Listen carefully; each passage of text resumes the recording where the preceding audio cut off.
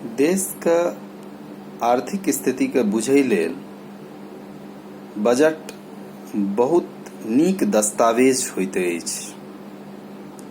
Budget के द्वारा अहाँ देश के प्रगति के आँकि सकै छियै, या एना कही कि एहन दस्तावेज जैसे पूरा देश के विकास के अनुमान लगायल जा सके, ओकर आर्थिक प्रगति के बारे में बुझल जा सके, तो एहन दस्तावेज बजट कहल जाइत अछि। तो संगे ही आर्थिक सर्वेक्षण से तात्पर्य एहन दस्तावेज से अछि जे हमर एखन तक के विकास में की भेल हँ, हमर डेवलपमेंट की भेल हँ, हमर इकोनॉमिक ग्रोथ की भेल हँ एखन तक के, और हमर आगू की होय वाला अछि। तो बजट और आर्थिक सर्वेक्षण दुनू महत्वपूर्ण चीज छियै। अहाँ सबके स्वागत अछि मिथिला सेंटर यूट्यूब चैनल पर। आइ हम बजट और आर्थिक सर्वेक्षण से जुड़ल किछ पॉइंट्स के और किछ संक्षेप में कोनो किछ बात के अहाँ सबके सामने रखल जा रहल छी। सबसे पहिले बजट के बारे में, जेना कि हम पहिले अहाँके बता देलहुँ कि एकटा जे छै से दस्तावेज या सरकारी कागजात होइ छै जाहिमे ई दर्शायल रहै छै कि हमर कते आय भेल और हम कते व्यय करब। हमर कहे के मतलब वित्त मंत्रालय के द्वारा माननीय वित्त मंत्री श्रीमती निर्मला सीतारमण जी के द्वारा इहो बेर बजट पास कयल गेल।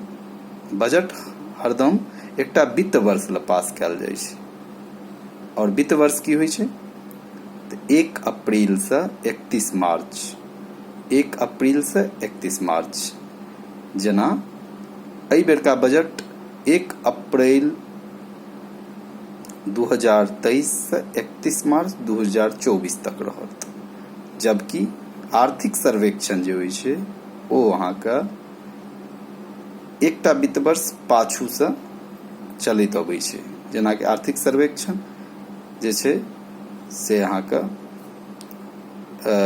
मार्च जे छै से 22 से ई अप्रैल 23 तक लेल जे छै से वैलिडिटी रहै छै, ओकर बारे में रहै छै।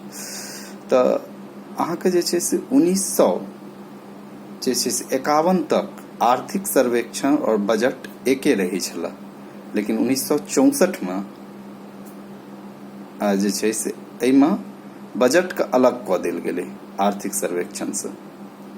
और आब जे छै से बजट प्रतिवर्ष 1 फरवरी के पेश होइया संसद में, और माननीय वित्त मंत्री एकरा पेश करै छथि, जखन कि जे छै से 1 अप्रैल से एक दिन पहले 1 फरवरी से पेश होइया, और 1 फरवरी का से एक दिन पहले यानी कि 31 जनवरी का जे छै वहाँ का आर्थिक सर्वेक्षण पेश होइ छै संसद। और एहि बेर का यदि बात करी तो इकोनॉमिक सर्वे जे छै 2022-23 हमर वर्तमान स्थिति और हमर जे छै से आगू की स्थिति की होय वाला अछि एकर बारे में समग्र ब्यौरा पेश करैत अछि। और जेना हम बतेलहुँ, आ बजट जे छै से वित्त वर्ष लेल जे हमर की हैत, तो चालू वित्त वर्ष में एहन देखल गेल हँ कि हमर वृद्धि दर जे छै सेवा क्षेत्र में यानी कि सर्विस सेक्टर में बहुत नीक वृद्धि भेलै हँ, 9.1% के वृद्धि भेलै हँ, जखन कि जे छै से सबसे पैघ जे छै क्षेत्र विनिर्माण क्षेत्र या मैन्युफैक्चरिंग सेक्टर जेकरा कहै छियै, ओहिमे हमरा कनि निराशा हाथ सेहो लागल हँ। ओहिमे कियाकि ओहिमे लगभग 3.4% के जे छै या 3.9 लगभग 4% कहि सकै छियै, लगभग 4% के मात्र जे छै से वृद्धि देखल गेलै हँ। कृषि क्षेत्र के बात करी तो ओहिमे जे छै से ई मानले जाइ छै कि ओहिमे वृद्धि एते तेजी से देखला नहि भेटल, लेकिन 3.5% करीब जे छै ओहोमे अहाँके वृद्धि दर देखल गेल हँ। तो एहन तरह के वृद्धि दर देखल गेल हँ। और जे छै से एहि बेरका जे निर्मला सीतारमण जे बजट पेश केलखिन हँ ओहिमे जे छै से 7टा प्राथमिक क्षेत्र बाँटि देल गेलकै हँ। ओ 7टा प्राथमिक क्षेत्रके नाम सप्तऋषि कहल गेल छै। आ सप्तऋषि जे छै से 7टा ऋषिके नाम पर जे छै से एहन तरहक योजनाके कार्यान्वित कयल जा रहल अछि। तऽ 7टा अलग अलग जे छै से प्राथमिकता की अछि। तऽ सबसँ पहिले समावेशी विकास हेबाक चाही, सबके विकास हेबाक चाही जे छै, आ सब तरहे विकास हेबाक चाही। समाजके सब व्यक्ति लेल विकास हेबाक चाही, महिला लेल, विकलांग लेल या दिव्यांग जकरा कही दिव्यांग लेल, पिछड़ा वर्ग लेल, अनुसूचित जाति लेल, जनजाति लेल। तऽ समावेशी विकास। अंतिम व्यक्ति तक विकास हेबाक चाही।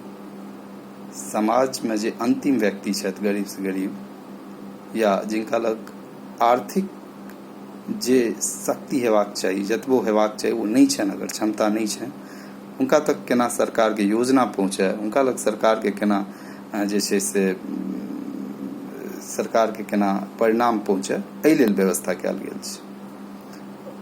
दूटा बात भऽ गेल। एकटा तऽ भऽ गेल अहाँके समावेशी विकास और अंतिम व्यक्ति तक पहुँच, दूटा। तेसर कौशल विकास पर बल देल गेल छै, जे केना, चूँकि हमर जे भारत सबसँ पैघ युवा वर्गके देश अछि, तऽ एहिमे जे छै से ह्यूमन रिसोर्सके केना यूज कयल जाय, एकर बारेमे जे छै से योजनामे अलग से एकटा क्षेत्र बाँटि देल गेल छै। ओकर बाद यदि बात करी तऽ युवा शक्ति भऽ गेल। युवा शक्तिके तरह अलग से ओकरा केना मैन पावर कहलहुँ, ई लगा कऽ 4 भऽ गेल, 4टा ई भऽ गेल। पाँचम अहाँके कहि सकै छियै जे भऽ गेल हँ जे छै से कौशल विकास पर केना बल देल जाए, कौशल विकास। ओकर बाद अहाँके इएह तरीकासँ बात करी तऽ जे छै से अवसंरचना पर बल देल गेलै हैं। पूंजीगत निवेशके बढ़ा कऽ अवसंरचना निर्माणके प्रोत्साहित कऽ देल जाय, जैसे जेनाकि बंदरगाह या सड़क निर्माण या अहाँके जे छै एयरपोर्ट, या फिर अहाँके जे छै से कोनो भी मैन्युफैक्चरिंग सेक्टर, एकरा सबके उद्धार कऽ कऽ या एकरा सबके जे छै से एहि पर पूंजी निवेश कऽ कऽ फेरसँ केना एहिसँ पूंजीके सृजन कयल जाय, रोजगार केना बढ़े, एहि सब पर ध्यान देल गेल छै। तऽ हरित विकास पर सेहो बल देल गेल अछि, कियाकि बीचमे अहाँके ग्रीन हाइड्रोजन मिशन कऽ के जे योजना अछि, एहि सब पर बल देल गेल हँ। फिर वित्त पर बल देल गेल छै। एहि तरह जे छै से लगभग 7टा योजना जे छै, प्राथमिकता जे छै, ताहि पर बल देल गेल छै। तऽ से देखे ले भेटल। अच्छा, इहो देखे ले अहाँके भेटल हँ जे कि एहि बेरका जे बजट छै, बजटमे बहुत नीक प्रोविजन कयल गेल छै कि लगभग जे मध्यम वर्ग फैमिली छथि, मध्यम वर्ग परिवार छथि, अगर हुनकर सालाना आय लगभग 7 लाख छनि तऽ हुनका टैक्स नहीं लगतनि। 7 लाख तक रुपया वाला सालाना इनकम के जे परिवार छथि हुनका टैक्स नहीं लगतनि। दोसर की प्रोविजन कयल गेल एहि बेरके बजटमे कि 12 लाख करोड़ रुपया जे छै पूंजीगत निवेश कयल जायत, यानी कि अवसंरचना पर बल देल जायत। अवसंरचना पर बल देल जायत जाहिसँ रोजगार सृजन हेतै। रोजगार सृजन हेतै तऽ अर्थव्यवस्था बढ़तै, अर्थव्यवस्थाके विकास हेतै तऽ जे छै से प्रति व्यक्ति आय बढ़तै तऽ लोकके जे छै क्रय शक्ति यानी परचेजिंग पावर बढ़तै, और परचेजिंग पावर बढ़तै तऽ जे छै से एकटा जे छै से समाज सशक्त बनतै। तऽ ई दूटा प्रोविजन, एकटा इनकम टैक्स वाला 7 लाख रुपया आय सालाना इनकम के माफ, और पूंजीगत व्यय के बढ़ा देल गेल छै। आ तेसर जे एकटा और छै जे अहाँके लगभग जे छै से अहाँके 20 लाख करोड़ रुपया ऋण देल जायत किसानके।